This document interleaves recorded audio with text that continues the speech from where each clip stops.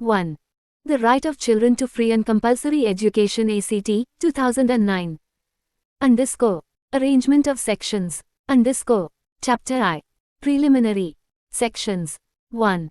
Short title, Extent and Commencement. 2. Definitions. Chapter 2. Right to Free and Compulsory Education. 3. Right of Child to Free and Compulsory Education. 4. Special provisions for children not admitted to, or who have not completed, elementary education. 5. Right of transfer to other school. Chapter 3. Duties of appropriate government, local authority and parents. 6. Duty of appropriate government and local authority to establish school. 7. Sharing of financial and other responsibilities. 8. Duties of appropriate government. 9. Duties of local authority. 9. Duties of local authority. 10. Duty of parents and guardian. 11.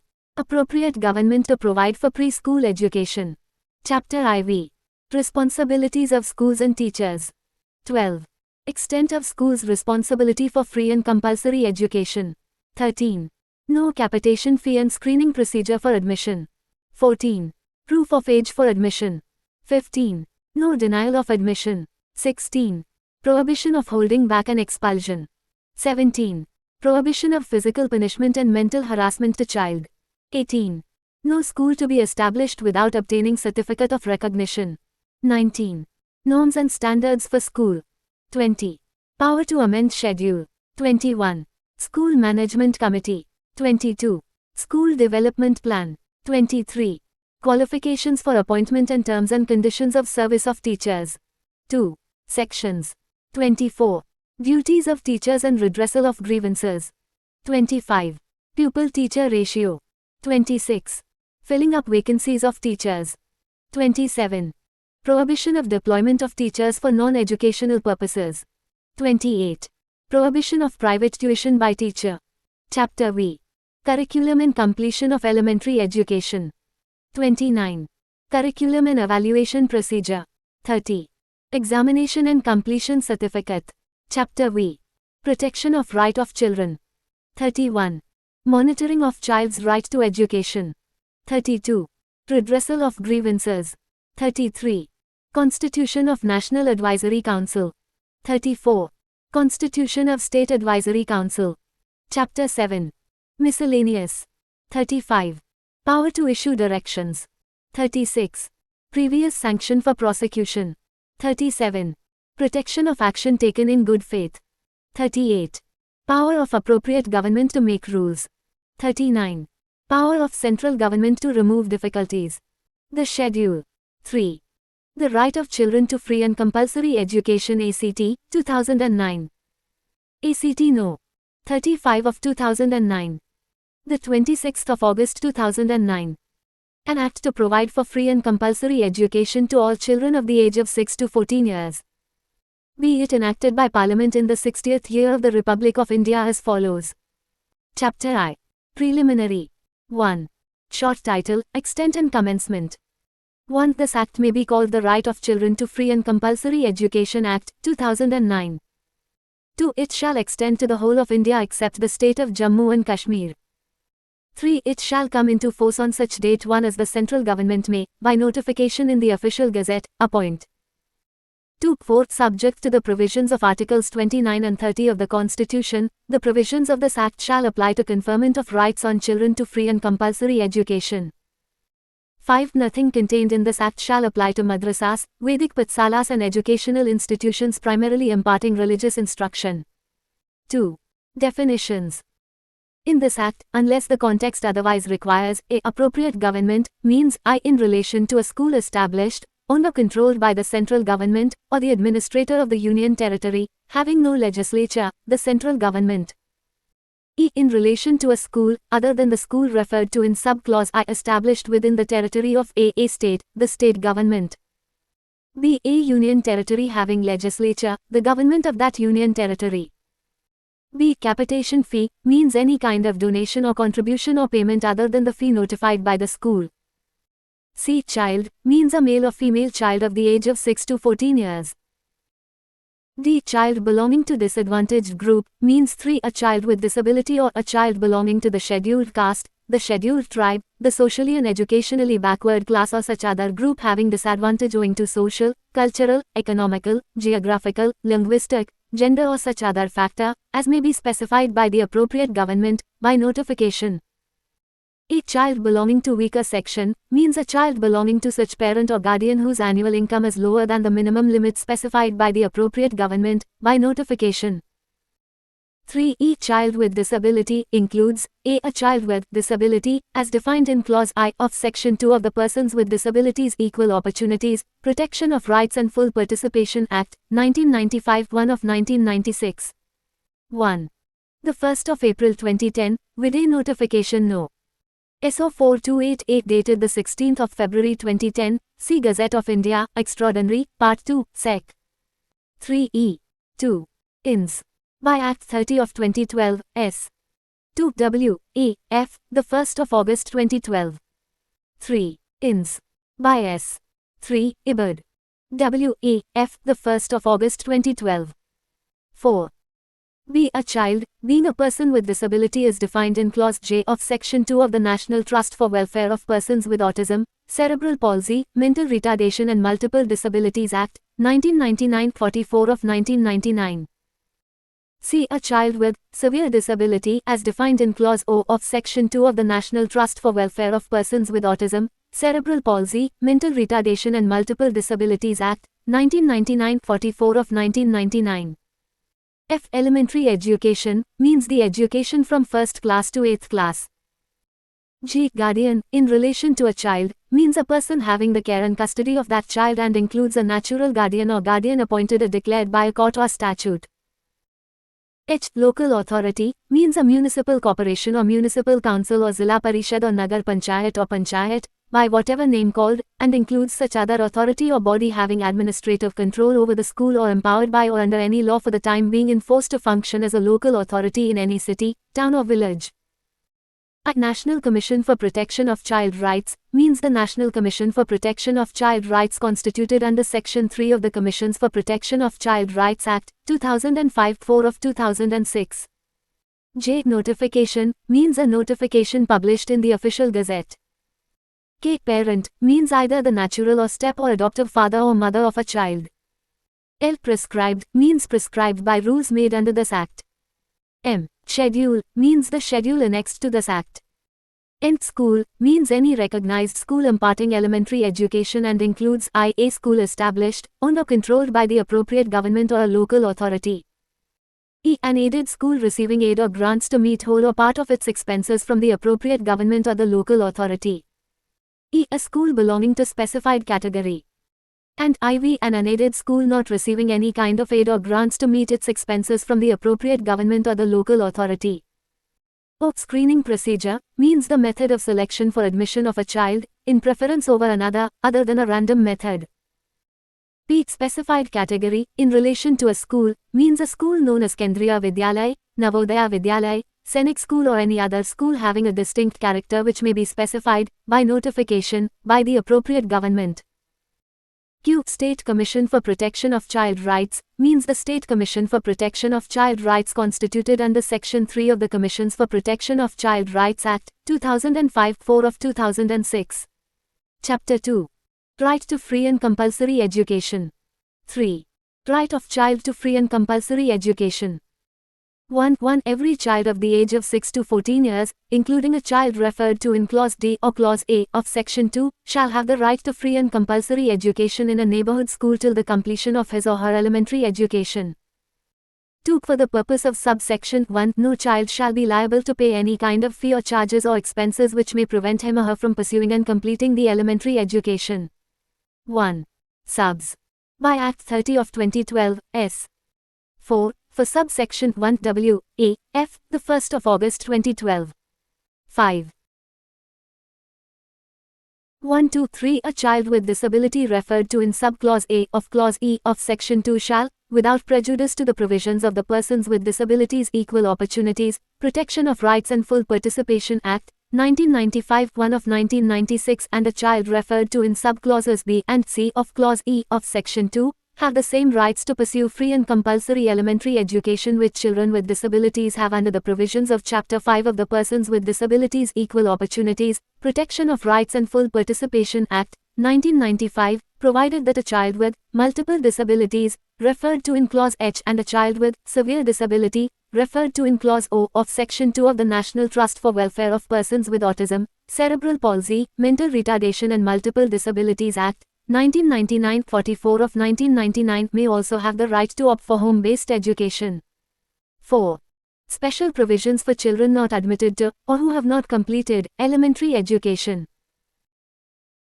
Where a child above 6 years of age has not been admitted in any school or though admitted, could not complete his or her elementary education, then, he or she shall be admitted in a class appropriate to his or her age, provided that where a child is directly admitted in a class appropriate to his or her age, then, he or she shall, in order to be at par with others, have a right to receive special training, in such manner, and within such time limits, as may be prescribed, provided further that a child so admitted to elementary education shall be entitled to free education till completion of elementary education even after 14 years.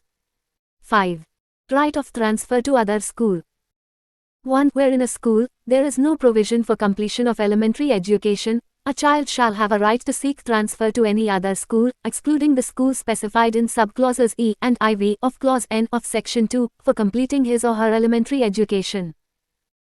2. Where a child is required to move from one school to another, either within a state or outside, for any reason whatsoever, such child shall have a right to seek transfer to any other school, excluding the school specified in subclauses E and IV of Clause N of Section 2, for completing his or her elementary education. 3. For seeking admission in such other school, the head teacher or in charge of the school where such child was last admitted, shall immediately issue the transfer certificate, provided that delay in producing transfer certificate shall not be a ground for either delaying or denying admission in such other school, provided further that the head teacher or in charge of the school delaying issuance of transfer certificate shall be liable for disciplinary action under the service rules applicable to him or her. Chapter 3. Duties of appropriate government, local authority and parents. 6. Duty of appropriate government and local authority to establish school. For carrying out the provisions of this Act, the appropriate government and the local authority shall establish, within such area or limits of neighborhood, as may be prescribed, a school, where it is not so established, within a period of 3 years from the commencement of this Act. 7. Sharing of financial and other responsibilities. 1. The central government and the state governments shall have concurrent responsibility for providing funds for carrying out the provisions of this Act. 2. The central government shall prepare the estimates of capital and recurring expenditure for the implementation of the provisions of the Act. 1. Proviso omitted by Act 30 of 2012, S. 4 W. E. F. the 1st of August 2012. 2. Ins. by S. 4. Ibid. W. E. F. the 1st of August 2012. 6. 3. The central government shall provide to the state governments, as grants in aid of revenues, such percentage of expenditure referred to in subsection 2, as it may determine, from time to time, in consultation with the state governments. 4. The central government may make a request to the President to make a reference to the Finance Commission under subclause D of Clause 3 of Article 280 to examine the need for additional resources to be provided to any state government so that the said state government may provide its share of funds for carrying out the provisions of the Act. 5. Notwithstanding anything contained in subsection 4, the state government shall, taking into consideration the sums provided by the central government to a state government under subsection 3 and its other resources, be responsible to provide funds for implementation of the provisions of the Act. 6. The central government shall a. develop a framework of national curriculum with the help of academic authority specified under section 29. b. Develop and enforce standards for training of teachers. c. Provide technical support and resources to the state government for promoting innovations, researchers, planning and capacity building. 8. Duties of appropriate government.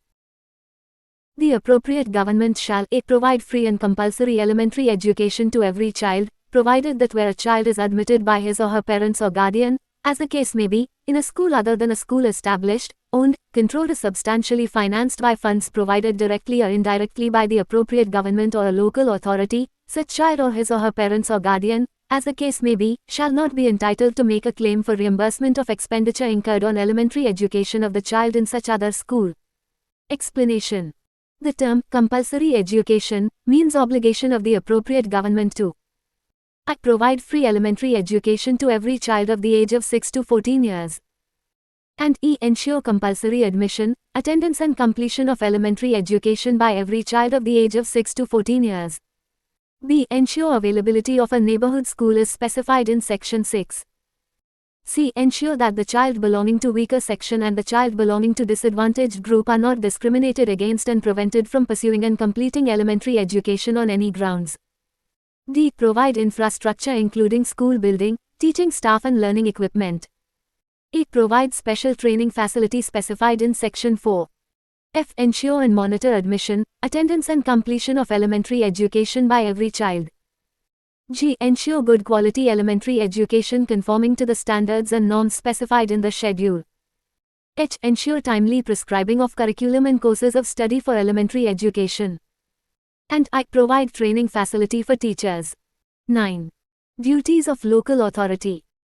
Every local authority shall A. Provide free and compulsory elementary education to every child, provided that where a child is admitted by his or her parents or guardian, as the case may be, in a school other than a school established, owned, controlled or substantially financed by funds provided 7. Directly or indirectly by the appropriate government or a local authority, such child or his or her parents or guardian, as the case may be, shall not be entitled to make a claim for reimbursement of expenditure incurred on elementary education of the child in such other school. B. Ensure availability of a neighborhood school is specified in Section 6. C. Ensure that the child belonging to weaker section and the child belonging to disadvantaged group are not discriminated against and prevented from pursuing and completing elementary education on any grounds. D. Maintain records of children up to the age of 14 years residing within its jurisdiction, in such manner as may be prescribed. E. Ensure and monitor admission, attendance and completion of elementary education by every child residing within its jurisdiction. F. Provide infrastructure including school building, teaching staff and learning material. G. Provide special training facilities specified in Section 4. H. Ensure good quality elementary education conforming to the standards and norms specified in the schedule. I. Ensure timely prescribing of curriculum and courses of study for elementary education. J. Provide training facility for teachers. K. Ensure admission of children of migrant families. L. Monitor functioning of schools within its jurisdiction. And M. Decide the academic calendar. 10. Duty of parents and guardian. It shall be the duty of every parent or guardian to admit or cause to be admitted his or her child or ward, as the case may be, to an elementary education in the neighborhood school. 11. Appropriate government to provide for preschool education. With a view to prepare children above the age of 3 years for elementary education and to provide early childhood care and education for all children until they complete the age of 6 years, the appropriate government may make necessary arrangement for providing free preschool education for such children. Chapter IV. Responsibilities of schools and teachers. 12. Extent of schools' responsibility for free and compulsory education. 1. For the purposes of this Act, a school, it specified in sub-clause I of clause N of Section 2 shall provide free and compulsory elementary education to all children admitted therein. B. Specified in sub-clause E of clause N of Section 2 shall provide free and compulsory elementary education to such proportion of children admitted therein as its annual recurring aid or grants so received bears to its annual recurring expenses, subject to a minimum of 25%. C. Specified in subclauses E and IV of clause N of Section 2 shall admit in Class 1, to the extent of at least 25% of the strength of that class, children belonging to weaker section and disadvantaged group in the neighborhood and provide free and compulsory elementary education till its completion, provided further that where a school specified in clause N of Section 2 imparts preschool education, the provisions of clauses A to C shall apply for admission to such preschool education. 8. 2. The school specified in subclause IV of clause N of Section 2 providing free and compulsory elementary education as specified in clause C of subsection 1, shall be reimbursed expenditure so incurred by it to the extent of per child expenditure incurred by the state, or the actual amount charged from the child, whichever is less, in such manner as may be prescribed, provided that such reimbursement shall not exceed per child expenditure incurred by a school specified in subclause I of clause N of Section 2, provided further that where such school is already under obligation to provide free education to a specified number of children on account of it having received any land, building, equipment or other facilities, either free of cost or at a concessional rate, such school shall not be entitled for reimbursement to the extent of such obligation. 3. Every school shall provide such information as may be required by the appropriate government or the local authority, as the case may be. 13. No capitation fee and screening procedure for admission. 1. No school or person shall, while admitting a child, collect any capitation fee and subject the child or his or her parents or guardian to any screening procedure. 2. Any school or person, if in contravention of the provisions of subsection 1, it receives capitation fee, shall be punishable with fine which may extend to 10 times the capitation fee charged. B. Subjects a child to screening procedure, shall be punishable with fine which may extend to 25,000 rupees for the first contravention and 50,000 rupees for each subsequent contraventions. 14. Proof of age for admission. 1. For the purposes of admission to elementary education, the age of a child shall be determined on the basis of the birth certificate issued in accordance with the provisions of the Births, Deaths and Marriages Registration Act, 1886 6 of 1886 or on the basis of such other document, as may be prescribed. 2. No child shall be denied admission in a school for lack of age proof. 15. No denial of admission. A child shall be admitted in a school at the commencement of the academic year or within such extended period as may be prescribed, provided that no child shall be denied admission if such admission is sought subsequent to the extended period, provided further that any child admitted after the extended period shall complete his studies in such manner as may be prescribed by the appropriate government. 16. Prohibition of holding back and expulsion. No child admitted in a school shall be held back in any class or expelled from school till the completion of elementary education. 17. Prohibition of physical punishment and mental harassment to child. 1. No child shall be subjected to physical punishment or mental harassment. 2. Whoever contravenes the provisions of subsection 1 shall be liable to disciplinary action under the service rules applicable to such person. 18. No school to be established without obtaining certificate of recognition. 1. No school, other than a school established, owned or controlled by the appropriate government or the local authority, shall, after the commencement of this Act, be established or function, without obtaining a certificate of recognition from such authority, by making an application in such form and manner, as may be prescribed. 2. The authority prescribed under subsection 1 shall issue the certificate of recognition in such form, within such period, in such manner, and subject to such conditions, as may be prescribed. 9. Provided that no such recognition shall be granted to a school unless it fulfills norms and standards specified under section 19. 3. On the contravention of the conditions of recognition, the prescribed authority shall, by an order in writing, withdraw recognition, provided that such order shall contain a direction as to which of the neighborhood school, the children studying in the derecognized school, shall be admitted, provided further that no recognition shall be so withdrawn without giving an opportunity of being heard to such school, in such manner, as may be prescribed. 4. With effect from the date of withdrawal of the recognition under subsection 3, no such school shall continue to function. 5. Any person who establishes or runs a school without obtaining certificate of recognition, or continues to run a school after withdrawal of recognition, shall be liable to fine which may extend to 1 lakh rupees and in case of continuing contraventions, to a fine of 10,000 rupees for each day during which such contravention continues. 19. Norms and standards for school. 1. No school shall be established, or recognized, under section 18, unless it fulfills the norms and standards specified in the schedule. 2. Where a school established before the commencement of this Act does not fulfill the norms and standards specified in the schedule, it shall take steps to fulfill such norms and standards at its own expenses, within a period of 3 years from the date of such commencement. 3. Where a school fails to fulfill the norms and standards within the period specified under subsection 2, the authority prescribed under subsection 1 of section 18 shall withdraw recognition granted to such school in the manner specified under subsection 3 thereof. 4. With effect from the date of withdrawal of recognition under subsection 3, no school shall continue to function. 5. Any person who continues to run a school after the recognition is withdrawn, shall be liable to fine which may extend to 1 lakh rupees and in case of continuing contraventions, to a fine of 10,000 rupees for each day during which such contravention continues. 20. Power to amend schedule. The central government may, by notification, amend the schedule by adding to, or omitting therefrom, any norms and standards. 21. School Management Committee.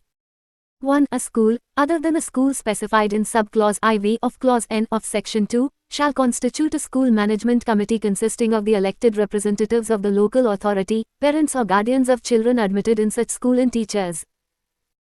Provided that at least 3/4 of members of such committee shall be parents or guardians, provided further that proportionate representation shall be given to the parents or guardians of children belonging to disadvantaged group and weaker section, provided also that 50% of members of such committee shall be women. 2. The school management committee shall perform the following functions, namely, a. Monitor the working of the school. B. Prepare and recommend school development plan. C. Monitor the utilization of the grants received from the appropriate government or local authority or any other source. And D. Perform such other functions as may be prescribed. 10. 1. Provided that the school management committee constituted under subsection 1 in respect of a school established and administered by minority whether based on religion or language, and b. all other aided schools as defined in subsection E of clause N of section 2 shall perform advisory function only. 22. School Development Plan. 1. Every 2 school management committee, except the school management committee in respect of a school established and administered by minority, whether based on religion or language and an aided school as defined in subclause E of clause N of section 2, constituted under subsection 1 of section 21, shall prepare a school development plan in such manner as may be prescribed. 2. The school development plan so prepared under subsection 1 shall be the basis for the plans and grants to be made by the appropriate government or local authority, as the case may be. 23. Qualifications for appointment and terms and conditions of service of teachers. 1. Any person possessing such minimum qualifications, as laid down by an academic authority, authorized by the central government, by notification, shall be eligible for appointment as a teacher.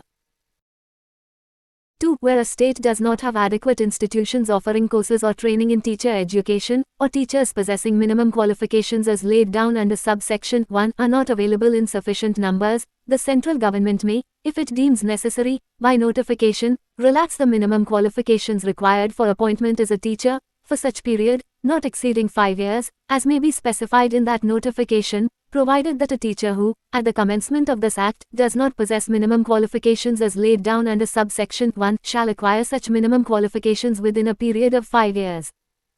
3. The salary and allowances payable to, and the terms and conditions of service of, teachers shall be such as may be prescribed. 24. Duties of teachers and redressal of grievances. 1. A teacher appointed under subsection 1 of section 23 shall perform the following duties, namely, a. Maintain regularity and punctuality in attending school. B. Conduct and complete the curriculum in accordance with the provisions of subsection 2 of section 29. C. Complete entire curriculum within the specified time.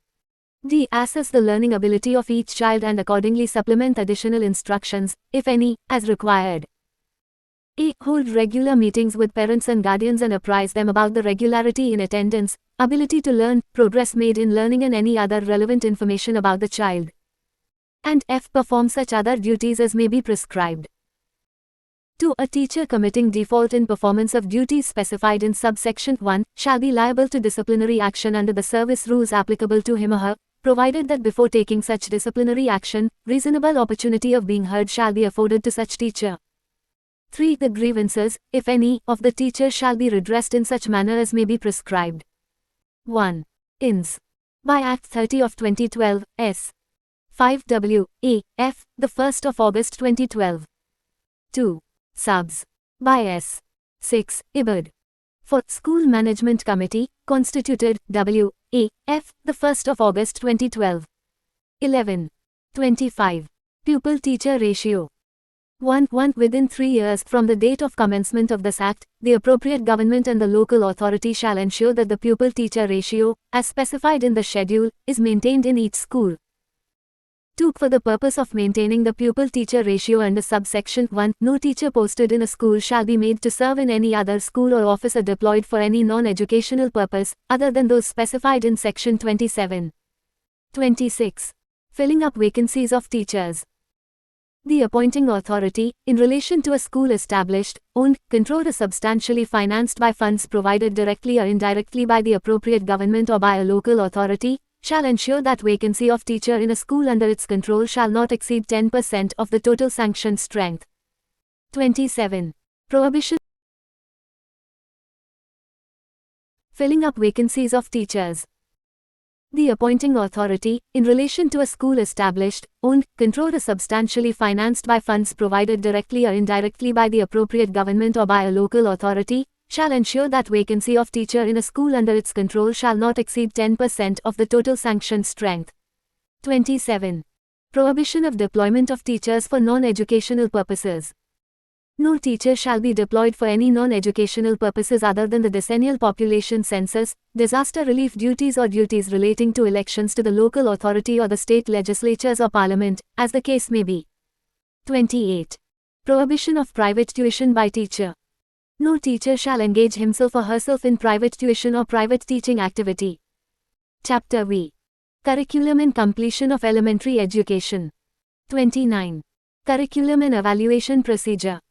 1. The curriculum and the evaluation procedure for elementary education shall be laid down by an academic authority to be specified by the appropriate government, by notification. 2. The academic authority, while laying down the curriculum and the evaluation procedure under subsection 1, shall take into consideration the following, namely, a. Conformity with the values enshrined in the Constitution. B. All-round development of the child. C. Building up child's knowledge, potentiality and talent. D. Development of physical and mental abilities to the fullest extent. A. Learning through activities, discovery and exploration in a child-friendly and child-centered manner. F. Medium of instructions shall, as far as practicable, be in child's mother tongue. G. Making the child free of fear, trauma and anxiety and helping the child to express views freely. H. Comprehensive and continuous evaluation of child's understanding of knowledge and his or her ability to apply the same. 30. Examination and completion certificate. 1. No child shall be required to pass any board examination till completion of elementary education. 2. Every child completing his elementary education shall be awarded a certificate, in such form and in such manner, as may be prescribed. Chapter V. Protection of right of children. 31. Monitoring of child's right to education. 1. The National Commission for Protection of Child Rights constituted under Section 3, or, as the case may be, the State Commission for Protection of Child Rights constituted under Section 17, of the Commissions for Protection of Child Rights Act, 2005. 1. Subs. By Act 30 of 2012, S. 7, for, within 6 months, W. A. F. the 1st of August 2012. 12. 4 of 2006 shall, in addition to the functions assigned to them under that Act, also perform the following functions, namely, A. Examine and review the safeguards for rights provided by or under this Act and recommend measures for their effective implementation. B. Inquire into complaints relating to child's right to free and compulsory education. And C. Take necessary steps as provided under Sections 15 and 24 of the said Commissions for Protection of Child Rights Act. 2. The said commissions shall, while inquiring into any matters relating to child's right to free and compulsory education under Clause C of subsection 1, have the same powers as assigned to them respectively under Sections 14 and 24 of the said Commissions for Protection of Child Rights Act. 3. Where the State Commission for Protection of Child Rights has not been constituted in a state, the appropriate government may, for the purpose of performing the functions specified in clauses A to C of subsection 1, constitute such authority, in such manner and subject to such terms and conditions, as may be prescribed. 32. Redressal of grievances. 1. Notwithstanding anything contained in Section 31, any person having any grievance relating to the right of a child under this Act may make a written complaint to the local authority having jurisdiction. 2. After receiving the complaint under subsection 1, the local authority shall decide the matter within a period of 3 months after affording a reasonable opportunity of being heard to the parties concerned. 3. Any person aggrieved by the decision of the local authority may prefer an appeal to the State Commission for Protection of Child Rights or the authority prescribed under subsection 3 of Section 31, as the case may be. 4. The appeal preferred under subsection 3 shall be decided by State Commission for Protection of Child Rights or the authority prescribed under subsection 3 of Section 31, as the case may be, as provided under Clause C of subsection 1 of Section 31. 33. Constitution of National Advisory Council. 1. The central government shall constitute, by notification, a National Advisory Council, consisting of such number of members, not exceeding 15, as the central government may deem necessary, to be appointed from amongst persons having knowledge and practical experience in the field of elementary education and child development. 2. The functions of the National Advisory Council shall be to advise the central government on implementation of the provisions of the Act in an effective manner. 3. The allowances and other terms and conditions of the appointment of members of the National Advisory Council shall be such as may be prescribed. 34. Constitution of State Advisory Council. 1. The state government shall constitute, by notification, a state advisory council consisting of such number of members, not exceeding 15, as the state government may deem necessary, to be appointed from amongst persons having knowledge and practical experience in the field of elementary education and child development. 2. The functions of the State Advisory Council shall be to advise the state government on implementation of the provisions of the Act in an effective manner. 3. The allowances and other terms and conditions of appointment of members of the State Advisory Council shall be such as may be prescribed. 13. Chapter 7. Miscellaneous.